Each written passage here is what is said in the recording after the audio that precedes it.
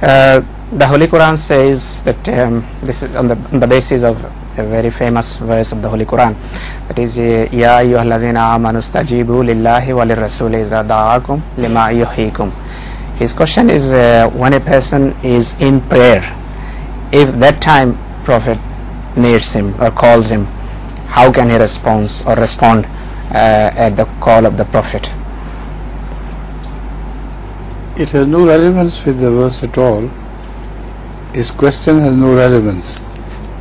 But apart from it, I can tell you that once Hazrat sallallahu alaihi wasallam asked for a companion of his by name, and he didn't come because he was saying prayer.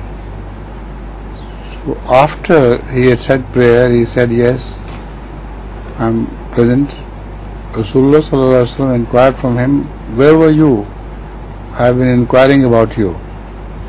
So he said, "I was saying my prayer." He said, "You should have broken your prayer and answered to my call."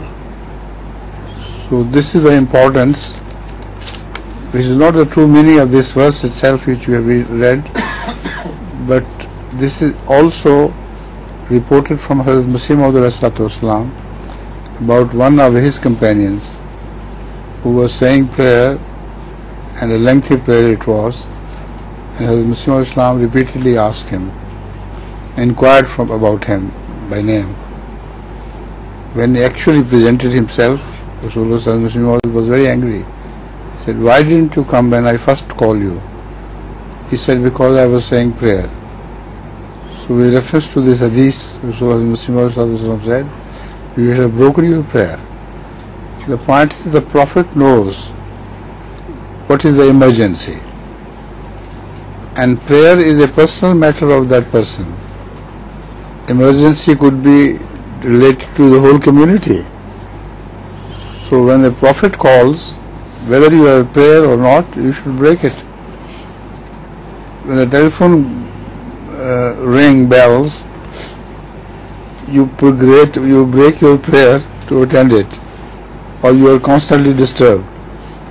So why can't you, in response to the call of the Prophet, break your prayer and your prayer and present yourself to him?